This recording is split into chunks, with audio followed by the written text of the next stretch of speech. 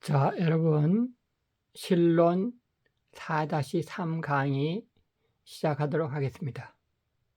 이 4-3 강의는 4-1 강의와 4-2 강의를 들은 분들, 그분들의 그 기초 위에 추가적으로 또는 어느 정도 더 강조해서 보완해야 되겠다 라고 생각되는 부분들을 여러분들에게 보충 설명해 드리려고 합니다.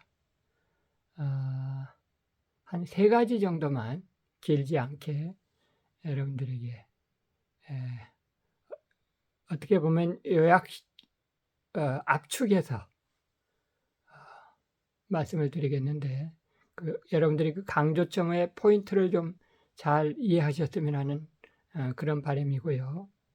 자, 그 중에 첫 번째는 그 예정론을 배우는 목적에 대해서 좀 추가 말씀을 드리도록 하겠습니다. 4-1 강의 PPT에서는 그 예정을 배우는 목적이라고 하는 내용으로 PPT를 앞부분에 위치를 시켰어요. 그렇게 한 이유는 그 칼빈의 그 생각이고 칼빈의 그 핵심 내용 부분인데 그 어떤 내용이냐면 예정론은 그 배우는 내용보다도 더 중요한 것이 예정론을 왜 배워야 하는가 또는 가르치는 입장에서는 예정론을 왜 가르쳐야 하는가 라고 하는 이 부분이 더 중요하다 라고 칼빈이 기술을 했거든요. 기독교 강요에서요. 그런데 정작 그 내용을 그 기독교 강의 뒷부분에서 기술을 하고 있어요. 그러다 보니까 자칫하면 그 부분을 흘려버릴 수 있겠다 싶어서 그 부분을 나는 이제 그 PPT에서는 그 예정의 목적이라고 하는 소제목으로 해가지고 그 앞부분에 PPT의 거의 가장 앞부분에 두 번째였나요? 그 위치를 시켰는데 그 예정의 목적과 예정론을 배우는 목적은 엄밀히 얘기하면 좀 다르죠. 예정의 목적은 하나님께서 왜 예정을 하시나? 뭐 이런 데 초점이 있다고 한다면 예정론을 배우는 목적이라고 하면 그 인간의 입장에서 하나님께서 왜 예정을 하시는 거야? 그 하나님의 그 이유가 있으실 텐데 라고 하는 그 부분에 초점을 맞추는 거기 때문에 약간 핀트가 다르다고 생각을 하고 이미 4-1 강의에서는 예정의 목적에 대해서 설명을 드렸지만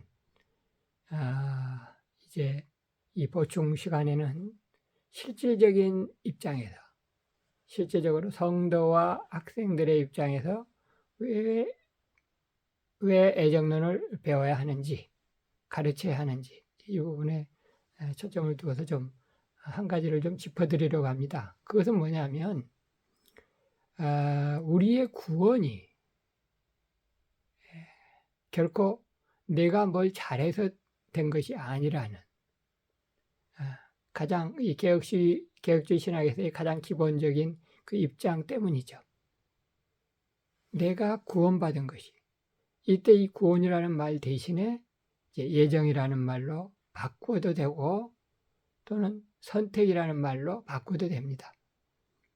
그 4-1 강의 PPT 안에서 그 에베소서 말씀에 대한 소개가 있었잖아요. 에베소서 말씀 내용 중에 선택하심과 그 다음에 뒤에 그 예정하심이라고 하는 용어가 성경에 나오는데 그때는 선택, 예정이 교호적으로 쓰인다고 했잖아요. 그때 그 선택이나 예정이라는 말 대신에 구원이라는 말로 바꿔도 가능합니다. 그러니까 결국 쉽게 얘기해서 교회에서 되게 이제 평신도들에게 얘기할 때는 이제 구원 얘기를 많이 하잖아요. 예정 얘기보다는 구원.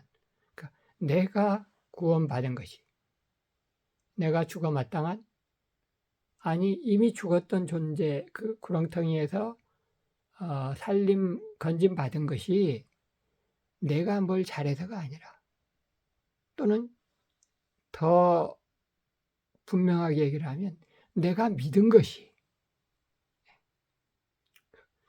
이제 우리 개신교에서는 이신칭이 믿음으로 구원받는다라는 그 믿음을 강조하니까 그 믿음이 자칫하면 나의 공로인 것으로 그 착각해서 논리를 진행하는 경우도 있을 수 있는데 그건 아니에요.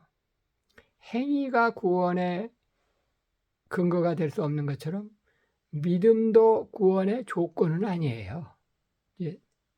이미 여러분들이 배웠습니다만 믿음도 구원의 조건이 아니라고요. 행위도 물론 당연히 구원의 조건이 아닌데 믿음도 구원의 조건이 아니고 오직 하나님께서 나를 은혜로 선택해 주시고 아무 이유 없이 내가 뭘 잘해서가 아니라 내가 기도를 잘해서도 아니고 내가 잘 믿어서도 아니에요. 그냥 하나님의 은혜로 값없이 나를 선택하시고 그 선택받은 나에게 믿음이라고 하는 하나의 믿음은 수단이에요. 믿음의 영어로 미인이라고 그랬죠.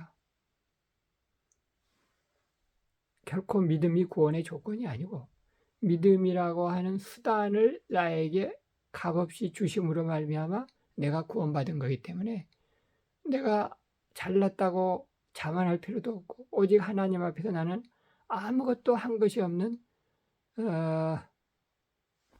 미물에 불과한데 이런 나를 미물에 불과한 존재가 아니라 인간이 악하면 그 짐승보다도 더 못한 존재가 될 수 있는데 그런 나를 하나님께서 구원해 주셨다. 이것이 얼마나 감사한가. 그리고 이 감사가 하나님께 대해서는 감사, 그리고 내 자신에 대해서는 기쁨. 내가 그 하나님의 구원 무리 안에 내가 포함이 됐구나 라고 하는 그 사실에서 안도감과 함께 기쁨을 느끼는 것. 이게 이제 구원론의 목적이에요. 구원론을 공부하는. 그래서 결코 하나님 앞에서 교만한 마음을 갖는 것도 아니고 자랑스러운 마음을 갖는 것도 아니고 공로주의, 믿음이 내 것이다 라고 하는 생각도 사실은 공로주의예요. 내가 기도 많이 해서 이렇게 하나님 은혜를 받는다 라고 생각하는 것도 기도도 엄밀하게 보면 하나의 행위잖아요. 그런데 그런 기도라는 행위 포함하고 믿음도 포함해서 그게 나의 구원의 이유가 아니라 그냥 하나님께서 나를 선택하여 주시고 아무 이유 없이가 그게 이제 하나님의 절대 주권이죠. 성경에 의하면 하나님의 기쁘신 뜻으로 나를 선택해 주신 그것이 바로 나에게는 그저 감사의 조건이요. 하나님께 영광 돌려야 될 그 부분에 해당한다라고 하는 것을 배우는 것이, 그걸 깨닫도록 하는 것이 기독론을 가르치는 목적이에요. 그래서 이제 여러분들 중에 이제 그 예정론 공부를 하고 나서 만약에 삐딱한 생각이 든다면, 왜 하나님께서는 이런 사람들은 구원하시고 이런 사람들은 구원하지 않으신가? 그렇다면 공평하신 하나님이 아니네? 라고 하는 생각이 든다면 그거는 예정론을 잘못 배운 거예요. 아니면 가르치는 사람이 그 예정론의 그 핀트를 뭔가 이쪽 부분을 짚어줘야 되는데 다른 쪽 부분을 짚어준 거예요. 그러니까 칼빈이 얘기한 얘기가 맞죠? 그 예정론의 내용이 중요한 게 아니에요. 뭐 작정이 어떻고 예정이 어떻고 예지 어떻고, 그 다음에 더 깊이 나가면은 타락 전 선택설이 어떻고 타락 후 선택설이 어떻고 그 장단점이 무엇이고 뭐 역사적인 그 우세 상황이 어떻게 됐고 그런 것들을 배우는 그 필요가 있기는 있지만 그게 중요한 건 아니고 오직 나는 아무것도 아닌데 하나님께서 나를 구원해 주셨다. 이 생각이 들도록 하는 것이 예정론을 가르치는 목적이 돼야 된다고요. 그래서 여러분들은 어떤 어, 내 강의 4-1과 4-2 강의를 듣고서 어떤 생각이 드셨는지 모르겠습니다. 예정론에 대해서 중요한 걸 많이 알았다. 이 생각보다는 이 예정론 강의를 듣고 보니까 참 내가 구원받은 것이 다른 이유 때문이 아니라 하나님의 은혜로구나 라고 하는 마음이 절절히 들면서 이런 하나님께 대해서 내가 어떤 삶의 자세를 가져야 되겠는가, 그리고 기도할 때 어떻게 기도해야 될 것인가 하는 생각이 체계화된다면, 그리고 내 마음의 그 기쁨으로 나를 구원해 주신 하나님께 대한 감사로 말미암은 그 기쁨의 마음이 가득하다면, 그러면은 그 예정론은 제대로 공부를 한 거예요. 그리고 가르치는 입장에서도 제대로 가르쳤다, 이렇게 얘기를 할 수가 있겠죠. 아무쪼록 여러분들이 이번 신론 오늘 강의뿐만이 아니고 이번 한 학기 동안에 내 강의를 들으면서 이런 하나님의 은혜가 있기를 바랍니다. 자, 두 번째 하고 싶은 얘기는 우연은 없다라고 하는 부분이에요. 우연은 없다. 학문적으로 얘기하면 순수 우연은 없다죠. 하나님의 역사 안에, 하나님의 히스토리 안에 순수 우연은 없다. 그럼 뭐냐? 물론 하나님의 예정하심이 있는 거고, 또 어떻게 보면 어떤 데에는 필연적인 일들이 있고, 필연적이지 않은 일들 중에는 임의적인 일들이 있을 수는 있지만, 임의적인 일들이 많죠. 대개의 경우에는 필연적인 일들보다 임의적인 일들이 더 많죠. 그러나 우연은 없다라고 하는 거예요. 액시덴탈한 우연은 없다. 임의적인 일들은 많이 있을 수 있어도, 이럴 수도 있고 저럴 수도 있고, 그렇지만 우연은 없다 라고 하는 거고요. 그래서 가령 예를 들면은 길거리에 가다가 돌불에 걸려서 넘어졌다. 그게 이제 하나님을 믿지 않는 사람들은 그거 완전 우연이죠.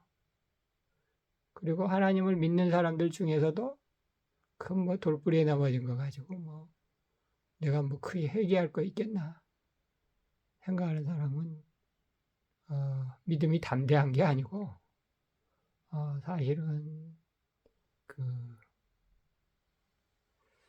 사실은 약간은 좀 교만하다고 할까? 그런 신앙의 소유자라고 말할 수도 있어요. 사실은 나에게 뭔가 작은 일이지만 안 좋은 일이 생기면 나에게 큰 방향에서의 안 좋은 일을 미리 막도록, 그리고 길을 벗어나도록 경고하시는 하나님의 이끄심 또는 사인이라고 봐도 됩니다. 내 몸의 상태, 내 주변 상황에 있는 작은 변화, 그것이 사고일 수도 있고 또는 우연일 것도 같지만 그게 사실은 다 하나님께서 나로 하여금 현재 나의 길을, 그리고 내 생각을 이끄시고 교정해 주시려는 하나의 수단이라는 거. 여기에 생각이 미치면 그가 참 좋은 신앙인이라고 말할 수 있죠. 그래서 잠언서에서는 이런 표현이 있어요. 악인의 길은 그가 걸려 넘어져도 그것이 무엇인지 깨닫지 못하느니라. 이전의 개혁성경에는 깨닫지 못하거니와, 그러면서 돌뿌리라는 말이 들어가 있었던 걸로 내가 그렇게 기억이 나는데요. 악인은 길을 가다가 돌뿌리에 걸려 넘어져도 그것이 무엇인지 깨닫지 못하거니와. 사실은 길을 가다가 돌뿌리에 걸려 넘어지는 게 우연인 경우도 있겠죠. 그러니까 내가 얘기를 그렇게 하려고 하는 것이 아니고 그냥 크게 신경을 안 쓰면서 쭉쭉 나가는 게 그게 나을 수도 그런 생활 패턴을 가진 사람도 있겠죠. 그러나 진리를 확증하면서 다잡아가면서 하나님의 길로 조심 꾸준하게 나아가는 신앙인은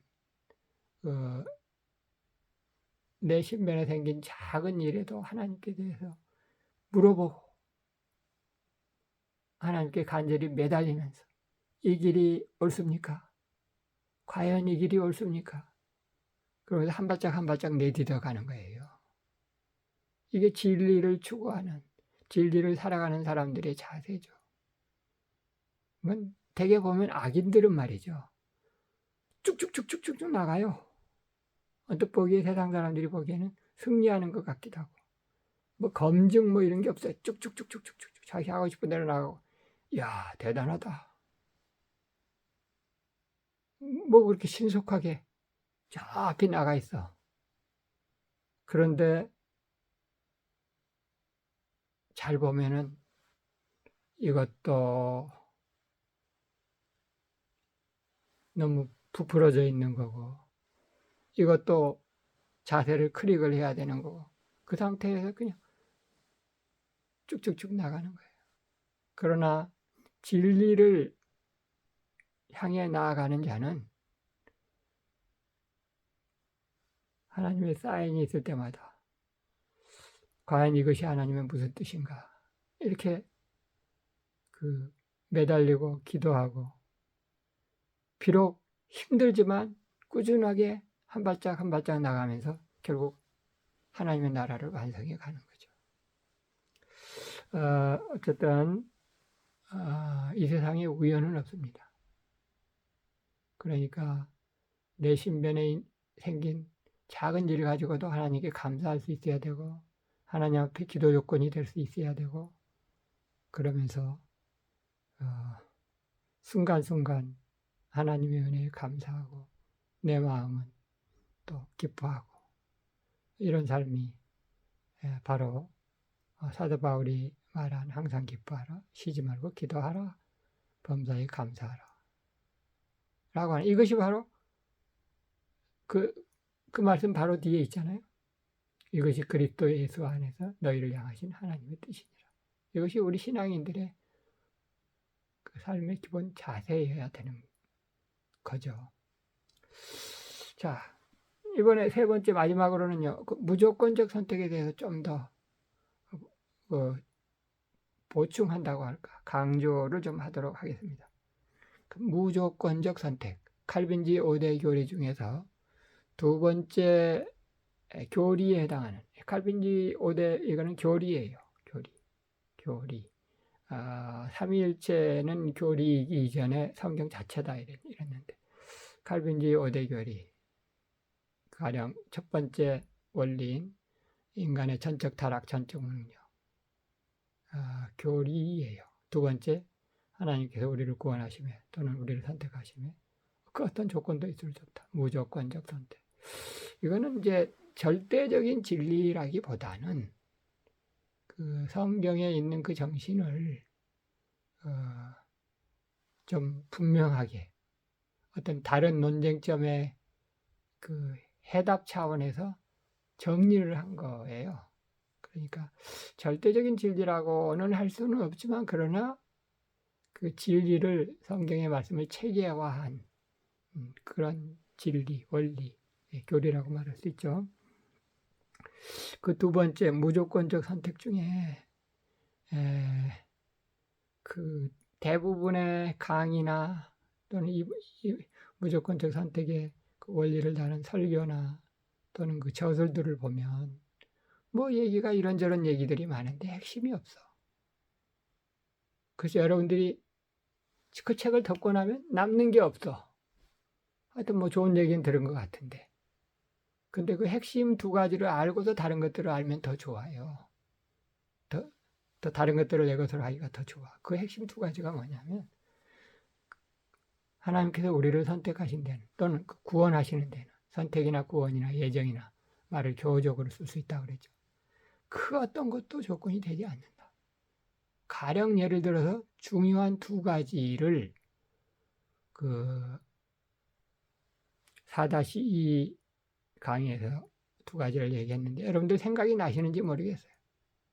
생각이 나시면 좋겠는데 그러면 강의를 집중 잘 하신 건데 그 두 가지를 얘기를 하고 있는데 그 두 가지만 딱 잘 잡으면 칼빈지 5대 교리 중에서 무조건적 선택의 의미를 제대로 이해하시는 거예요. 그 두 가지가 뭐냐?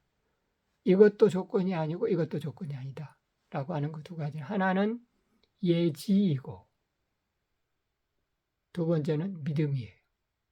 예지라고 하는 것은 하나님께서 예지하시는 건데 하나님께서 미리 이 세상의 모든 것들을 미리 아시고 미리 말씀하시고 선견하신다고 하더라도 그것 때문에 우리를 구원하시는 것이 아니다. 그것이 우리의 구원의 조건이 되지 않는다. 그 어떤 것도 구원의 조건이 아니라 그냥 하나님의 절대 조건. 성경에 있는 표현대로 하면 하나님이 기쁘신 뜻에 의해서 내가 구원을 받은 거다. 그게 첫 번째가 하나님의 예지고 두 번째가 뭐냐면 믿음이에요. 믿음. 내가 믿음이 좋아서 구원받은 게 아닌데 그 믿음도 우리의 구원의 또는 우리의 선택의 조건이 아니라는 거예요. 믿음도 구원의 조건이 아니다. 그럼 이신칭의는 뭡니까? 믿음으로 구원받는다라고 할 때 이신칭의 한자어 네 글자 이신칭의 이신 할 때 신이 믿을 신이고 이가 써이였어. 믿음으로 그러니까 영어로 얘기하면 by the faith 그 믿음으로 구원받는다고 할 때 by 그러니까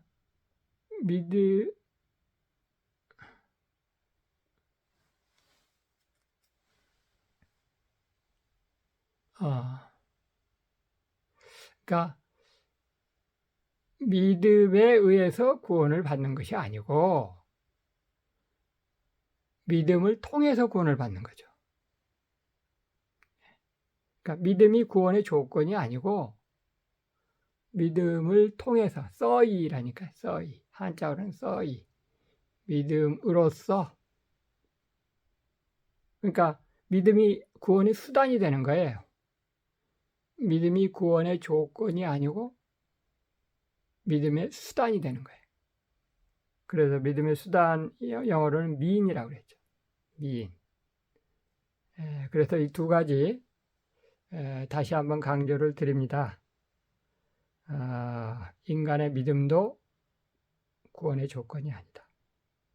믿음은 뭐냐면 하나님께서 구원하고자 하시는 자에게 그러니까 하나님께서 기뻐하시는 자에게 구원을 주시기 위해서 그 수단으로 주시는 선물이에요.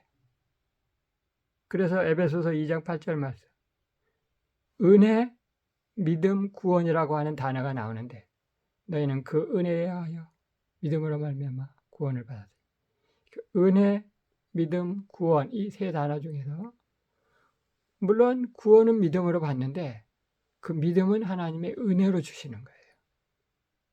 하나님께서 구원코자 하시는 자에게 주시는 선물이 믿음인 것이기 때문에 믿음은 구원의 조건이 아니라 믿음의 선물이다.